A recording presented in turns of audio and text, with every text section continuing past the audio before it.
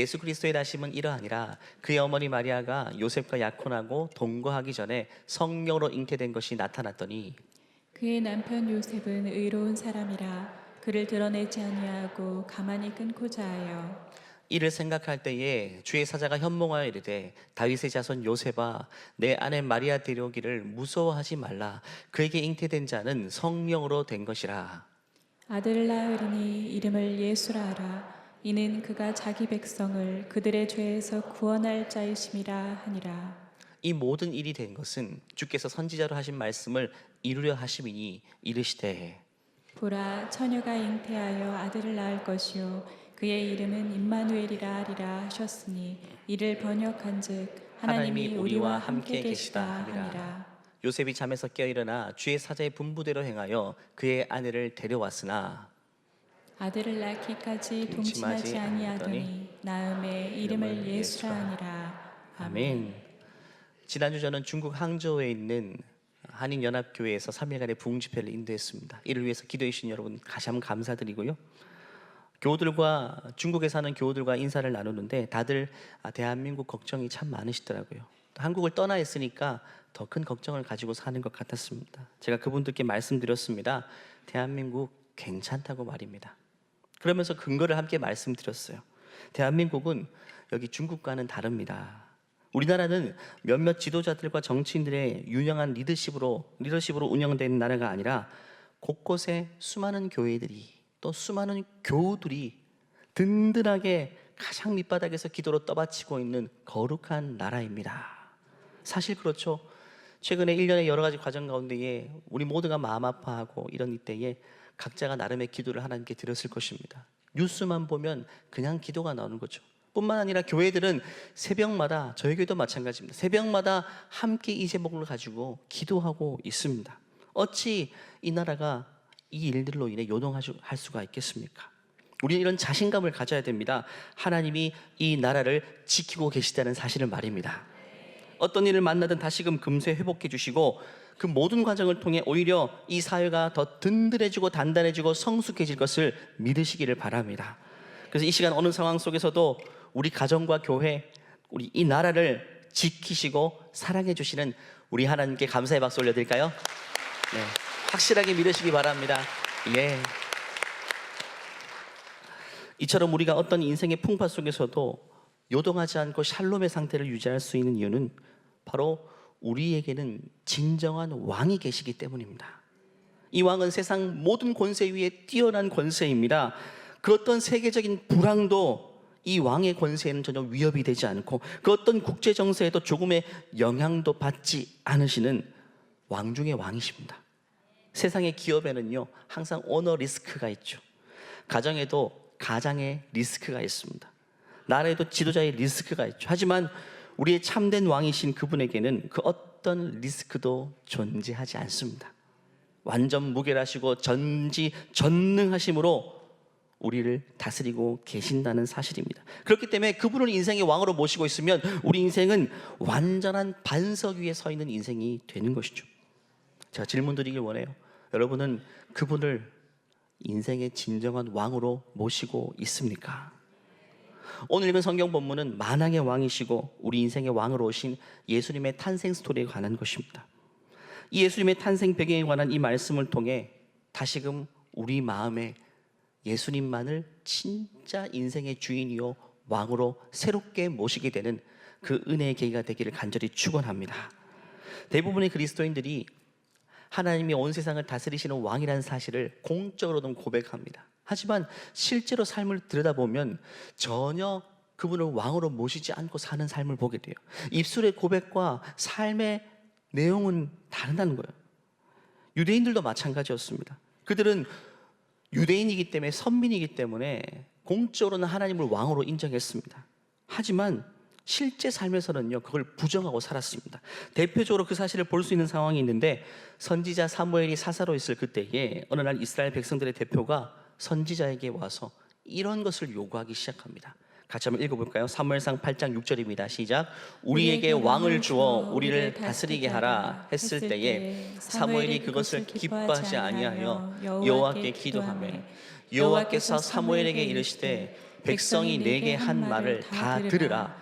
이는 그들이 너를 버림이 아니요 나를 버려 자기들의 왕이 되지 못하게 함이니라. 결국 이스라엘 백성들은 보이지 않는 하나님의 왕권을 인정하지 않았고 눈에 보이는 인간의 왕을 요구하고 있습니다.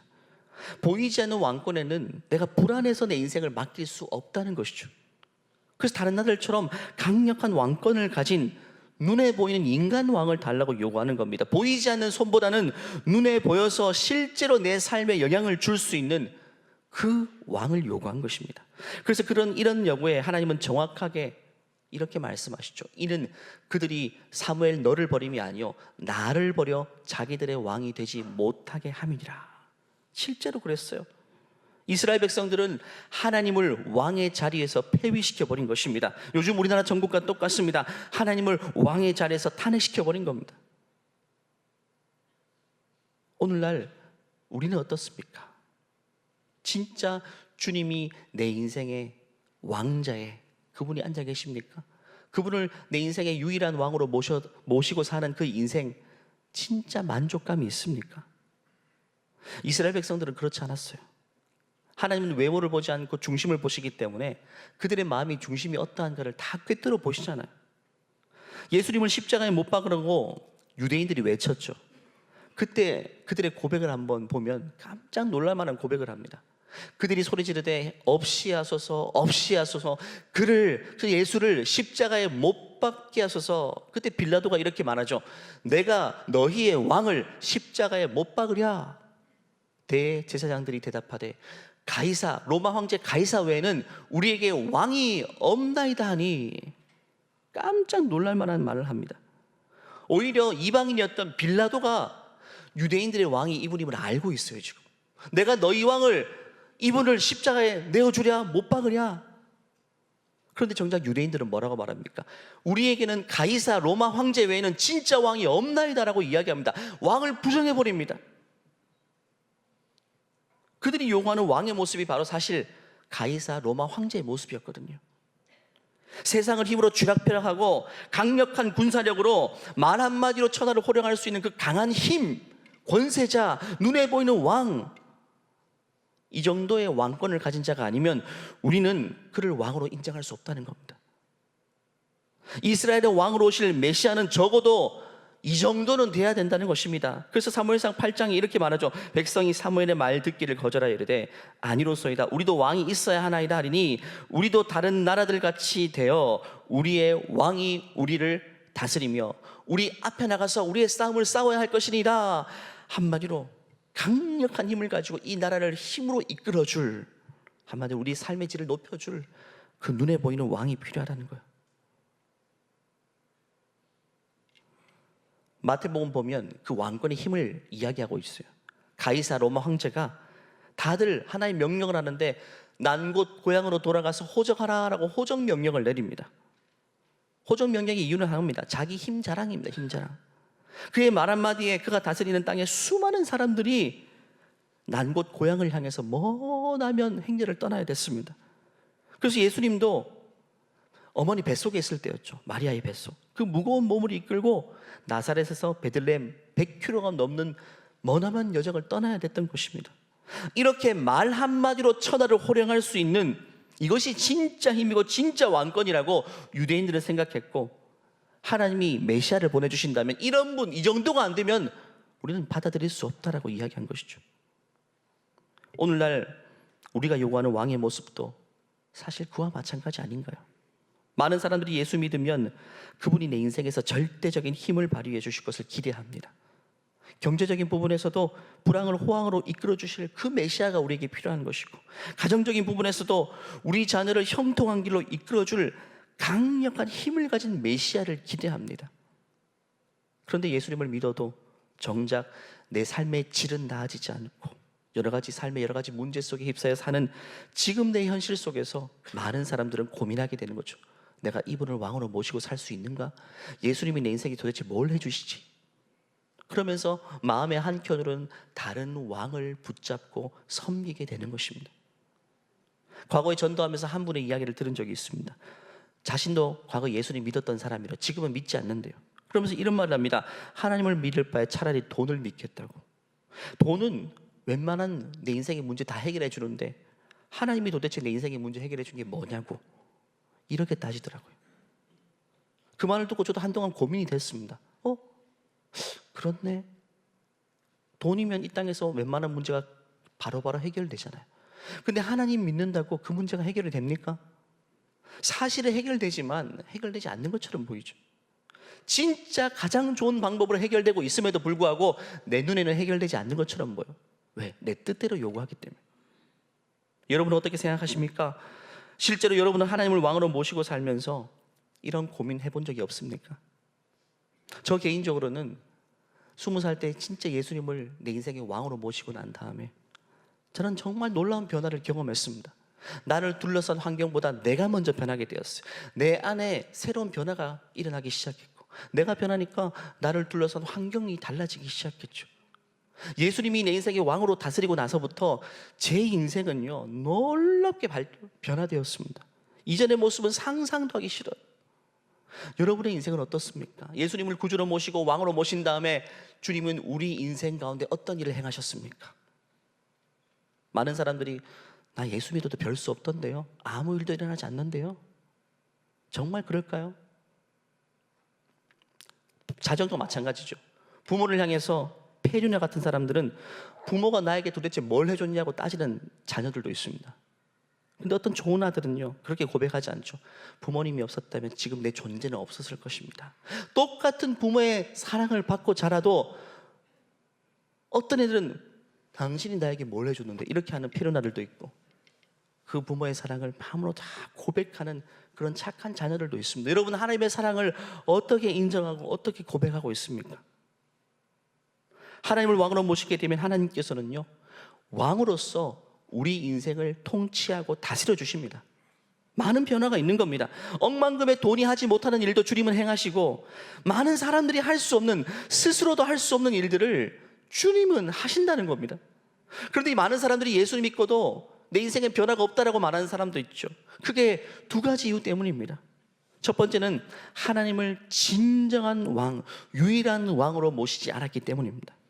여러분, 하나님만을 내 인생의 유일한 왕으로 모시지 않는다면 그것은요 아무런 능력이 없습니다. 우리가 잘 아는 구약 전체를 통해 가장 강조하는 십계명의 말씀 중에 제1계명부터 주님은 뭐라고 말씀하셨나요? 같이 한번 읽어볼까요? 시작. 너는 나 외에는 다른 신들을 내게 두지 말라. 너를 위하여 새긴 우상을 만들지 말고, 또 위로 하늘에 있는 것이나 아래로 땅에 있는 것이나 땅 아래 물속에 있는 것에 어떤 형상도 만들지 말며 그것들에게 절하지 말며 그것들을 섬기지 말라. 나 내 하나님 여호와는 질투하는 하나님인즉 나를 미워하는 자의 죄를 갚되 아버지께로부터 아들에게로 3, 4대까지 이르게 하거니와 나를 미워하고 내 계명을 지키는 자에게는 1000대까지 은혜를 베푸느니라. 아멘. 독점적이고 배타적인 사랑을 이야기합니다. 나 외에는 다른 신을 섬기지 말라는 거예요. 다른 왕을, 두 왕을 섬기지 말라는 거예요. 두 왕을 섬긴다면 나를 버린 것과 마찬가지라는 거예요. 사실 이스라엘 백성들이 하나님을 아예 버린 게 아닙니다. 그냥 다른 신을 하나 더 섬겼을 뿐이에요. 근데 하나님은 그건 나를 버린 거라고 이야기합니다. 여러분, 이해가 되십니까? 아주 쉬운 예를 들어볼게요. 여러분의 남편이 여러분 버리지 않았어요. 여전히 사랑해요. 그런데 여러분 말고 또 한 여인이 여러분에게 있어요. 남편에게 있어요. 둘도 아니고 셋도 아니고 딱 한 명밖에 없어요. 여러분, 이 상황을 이해하십니까? 나를 버린 게 아니라고요. 나 말고 한 명이 더 있을 뿐입니다. 그 상황을 이해하시나요? 이해할 수 있는 여성은 없을 것입니다. 아무리 마음씨 좋은 여성이라도 그래, 둘도 아니고 셋도 아니고 하나라는 데는 참고 살지, 이렇게 생각할 사람은 없어요. 주님도 마찬가지요. 주님을 버린 게 아니에요. 이렇게 나와서 예배도 드립니다. 버린 게 아니죠. 그런데 마음 한켠으로는 또 다른 왕, 또 다른 의지하는 바를 모시고 살고 있는 것은 우상 숭배이며, 하나님 그것은 곧 나를 버린 것이라고 말한다는 것이죠. 사실 그렇죠. 여인 입장에서는 또 다른 여인 한 명 데리고 오면 나를 버린 것과 똑같은 처지 아닙니까? 신약의 예수님께서 이렇게 말씀하셨어요. 한 사람이 두 주인을 섬기지 못할 것이니 혹 이를 미워하고 저를 사랑하거나 혹 이를 중히 여기고 저를 경히 여김이라. 너희가 하나님과 재물을 겸하여 섬기지 못하느니라. 하나님도 섬기고 눈에 보이는 재물도 우상으로 섬길 수는 없다는 것이죠. 성탄을 맞이하는 이때에 다시금 우리 마음의 한켠으로 이미 자리 잡고 있는 우상 같은 것들이 있다면, 하나님이 아닌 또 하나의 뭔가 의지하는 바가 있다면 오직 예수님만이 다시금 여러분 안에서 유일한 왕으로 자리 잡게 되는 이 아침이 되시기를 간절히 축원합니다. 두 번째, 예수님을 왕으로 모시고도 내게 아무런 일이 일어나지 않는다. 이 이유 때문입니다. 왕에게 요구하지 않았기 때문이에요. 왕에게 구하지 않았기 때문이다. 그분을 왕으로 모신다면 그분 앞에 나가서 구해야죠. 뭐가 필요한지를 이야기해야 되죠. 그런데 아무 말도 하지 않아요. 마치 이 액세서리와 같아요. 제가 액세서리에게 이야기하지 않지 않습니까?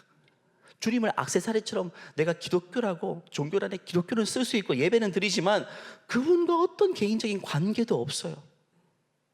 대화하지 않습니다.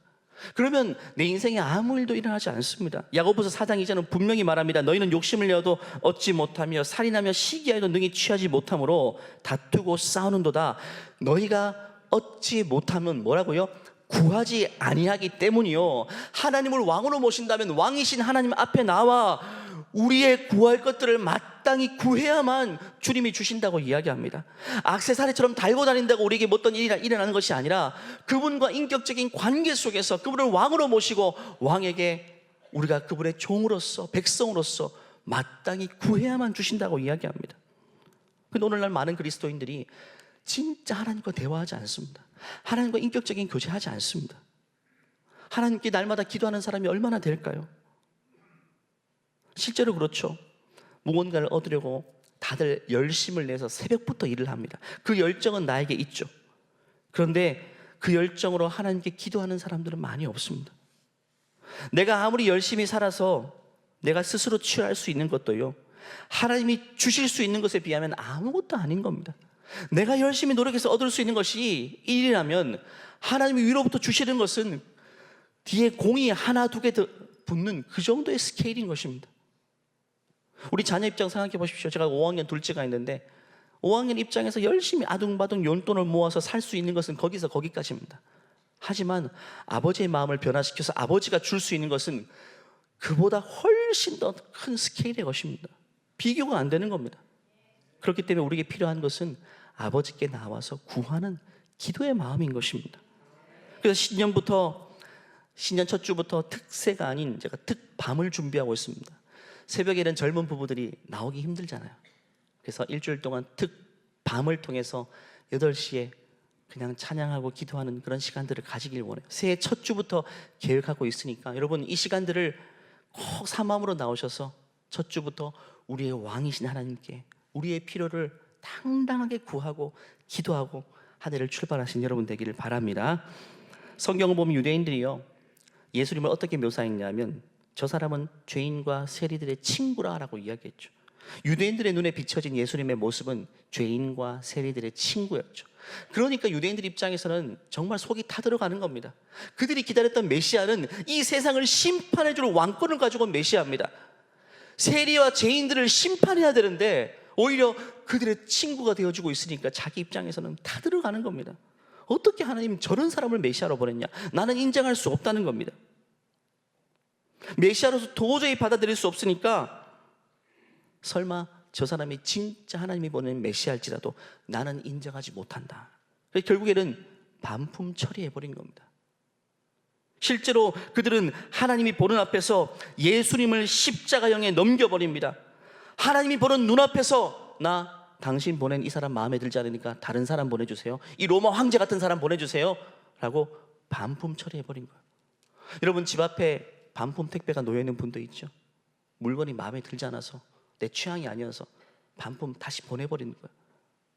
우리 예수님은요, 유대인들 이스라엘 백성들에게 이렇게 반품된 존재입니다.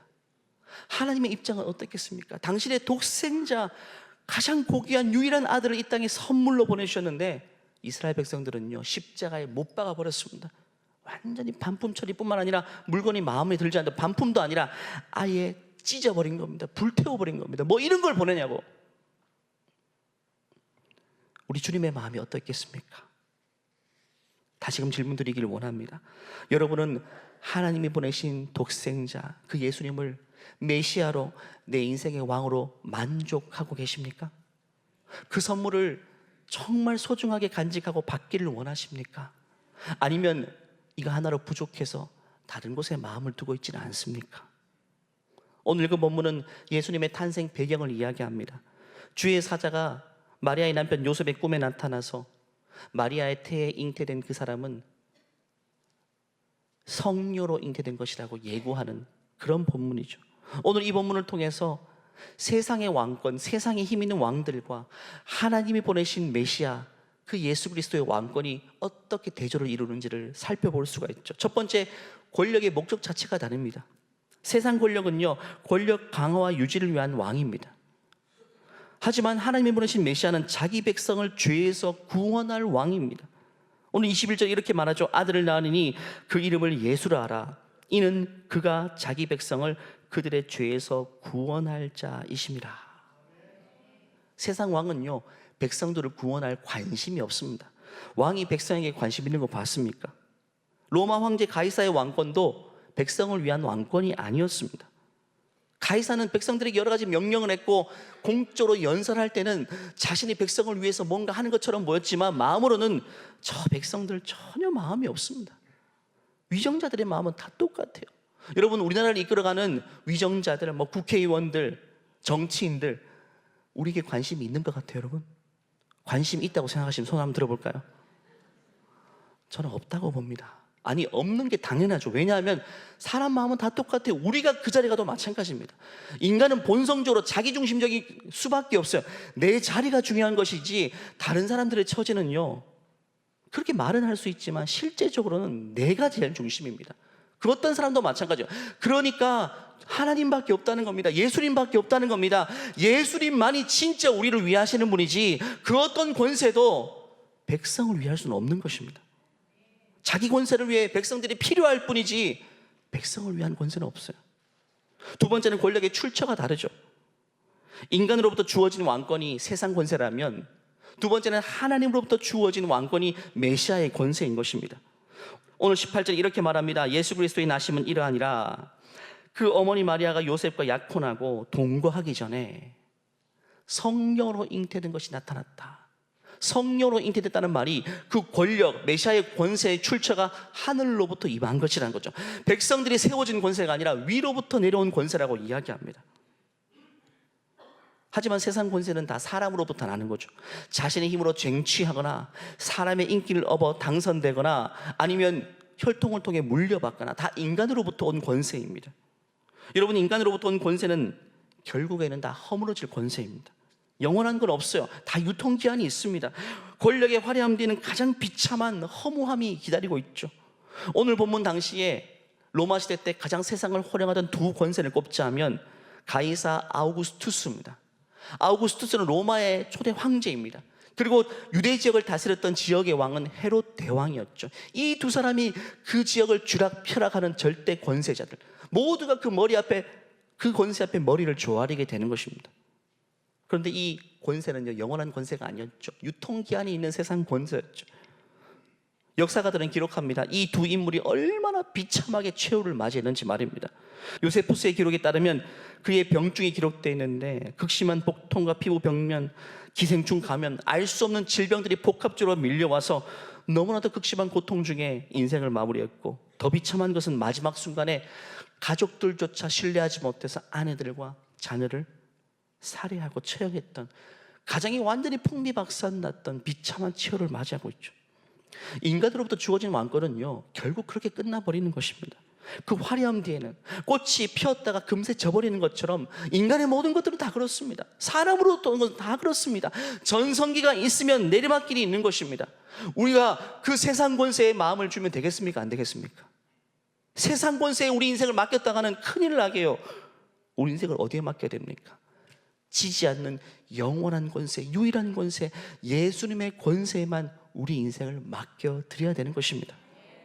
세 번째는 권력의 결말이 다릅니다. 세상 권세는 한시로 존재하는 왕권이지만 하나님의 권세, 메시아의 권세는 영원히 다스리는 권세입니다. 수많은 선지자들이 장차 올 메시아의 권세는 영원히 다스릴 것이다라고 이야기했죠. 다니엘서는 다니엘이 이렇게 말합니다. 같이 한번 읽어볼까요?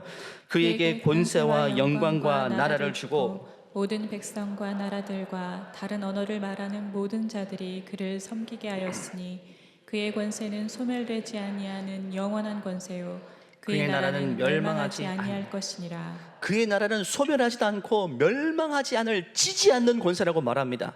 계시록도 마찬가지로 7 천사가 나팔을 불매 하늘에 큰 음성이 나서 이르되 세상 나라가 우리 주와 그의 주의 그리스도의 나라가 되어 그가 세세토록 영원히 왕노릇 하시리라, 이렇게 말씀하세요.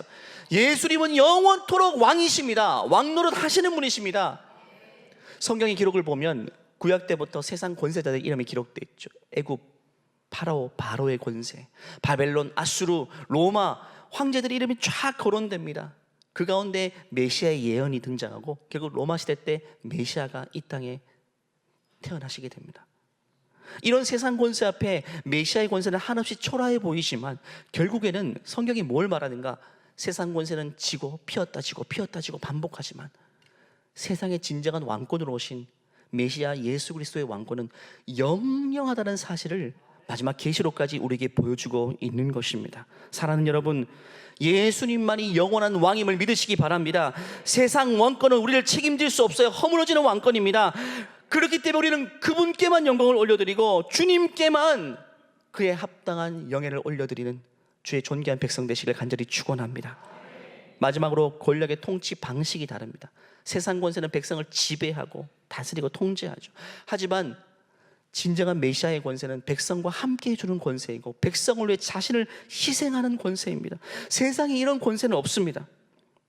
오늘 보면 23절이 이렇게 말합니다. 보라, 처녀가 잉태해 아들을 낳을 것이요 그의 이름은 임마누엘. 예수님의 이름이 임마누엘이래요. 그 이름의 뜻이 뭐냐면 이를 번역한즉 하나님이 우리와 함께 계시다. 결국 그 예언의 성취와 더불어 메시아의 탄생을 통해 주님은 우리에게 뭐를 말씀하시냐? 내가 내 백성을 절대 버리지 않는다는 겁니다. 내가 너희와 영원토록 함께한다는 상징으로 그 아들 예수를 우리에게 보내주신 것입니다. 세상 권세는 백성을 위하지 않습니다. 우리와 함께하는 권세가 아니라 우리 힘을 필요로 하는 권세이죠. 애굽의 황제도 자기 영광을 나타내는 건축물을 세우기 위해서 혹독하게 백성들을 지배했습니다. 로마 왕도 마찬가지요. 지금 예수님 태어날 때 당시에 로마가 다스리던 시대였는데 제국의 확장을 위해서 이미 땅이 엄청 넓음에도 불구하고 또 욕심을 내서 더 확장하기 위해서 그의 백성들은 전장에서 계속 피를 흘려야 되는 것이 백성들의 숙명이었죠. 황제의 영화로움을 위해서 백성들이 계속 피를 흘려야 되는 겁니다. 이게 세상 권세입니다. 시대가 아무리 달라져도 여전히 세상 권세는 똑같은 성격을 가지고 있죠. 우리가 세상에 어떤 것을 왕으로 삼게 되면 그 왕은 우리를 위한 것이 아니라 우리 위에 군림하고 우리를 지배하고 우리를 종로로 부리는 겁니다. 세상에 돈을 우리가 왕으로 섬겨보십시오. 돈이 우리를 위하는 게 아닙니다. 돈이 우리에게 왕노릇하고 우리는 돈을 쫄쫄 쫓아다니면서 돈의 종노릇하는 인생으로 살 수밖에 없는 겁니다. 세상 모든 것은 다 마찬가지입니다. 우리에게 임마누엘, 내가 영원히 너와 함께 하겠다고 약속하신 분은 하나님밖에 없습니다. 세상 누가 우리에게 내가 너와 영원히 함께 하겠다고 약속합니까? 배우자가 우리에게 그런 약속을 합니까? 배우자도 길어봐야 50년, 60년 함께 할 뿐입니다. 하지만 우리 주님은 당신의 아들 독생자를 통해 우리에게 영원히 너와 함께 하겠다고 약속해 주셨습니다. 그 약속을 믿으시길 바랍니다. 말씀을 마무리할까요? 이 땅의 권력은 그 권력을 유지하기에 떠받치는 수많은 백성들의 희생과 눈물이 함께 따르죠. 그 속자는 이렇게 말합니다. 누군가의 천국은 누군가의 지옥으로 만들어진 것이다. 그 꼭지점 최상단의 권세를 유지하기 위해서 밑에 사람들은 지옥 같은 삶을 살아야 되는 겁니다. 세상 권세가 다 똑같아요. 하지만 진정한 왕으로 오신 예수님은 우리의 희생을 요구하지 않으십니다. 오히려 우리를 위해 자신이 몸짓고 피 흘리시면서 모든 것들을 내어주신 희생을 감당하신 겁니다. 그분이 진짜 왕 아니겠습니까, 여러분? 그분이 진짜 우리의 왕이 될 자격이 있지 않겠습니까? 성경은 아기 예수님의 탄생 스토리를 통해서 다시 한번 예수님께서 우리를 위해 섬기시기 위해서 이 땅에 오셨다, 말구에서 나신 겁니다. 우리를 위해서 희생하시기 위해 십자가 지시기 위해서 이 땅에 오셨다라는 사실을 이야기합니다. 그분이 너무 낮고 작은 모습으로 오셨기에 세상은 그를 멸시했고 사람들은 예수님을 거부하고 거절했지만 우리는 달라야 되지 않을까요? 우리는 그 작고 약한 모습을 통해 감춰져 있는 가장 위대한 권세와 힘을 볼 수가 있어야 되는 것입니다. 그 초라함 속에 담겨져 있는 가장 위대하고 가장 빛나는 영광스러운 모습을 우리는 볼 수가 있어야 되는 것입니다. 성탄을 앞두고 다시금 우리의 온 마음이 아기 예수님의 탄생을 바라보며 주님이 우리의 왕이시다, 예수님만이 내 인생의 왕이십니다 라고 온 마음으로 고백할 수 있는 우리 모두가 되기를 간절히 축원합니다. 이 시간 다 같이 일어나셔 볼까요? 이 찬송의 고백으로 주님 앞에 나가기를 원하는데요, 이게 입술의 고백뿐만 아니라 우리의 삶 전체의 고백으로 주님께 올려드렸으면 좋겠습니다. 찬양하시겠어요? 거룩한 밤 하늘의 큰 별이 양떼를 지키던 목자들에게 큰 기쁨의 소식을 전했네. 온 세상 알도록 작은 마을 베들레헴에서 작은 마을 베들레헴에서 아기 예수님 탄생했으니 가장 큰 왕이 나셨다네. 예수는 만왕의 왕이 나셨다. 이 땅을 구원하실 왕. 만백성들아 기뻐하라. 우리의 왕이 나셨다. 손 들고 찬양합니다. 우리의 왕을 영접하시기 바랍니다. 우리의 왕을 왕으로 인정하시길 바랍니다. 이 땅을 구원하실 왕. 만백성들아 기뻐하라. 우리의 왕이 나셨다.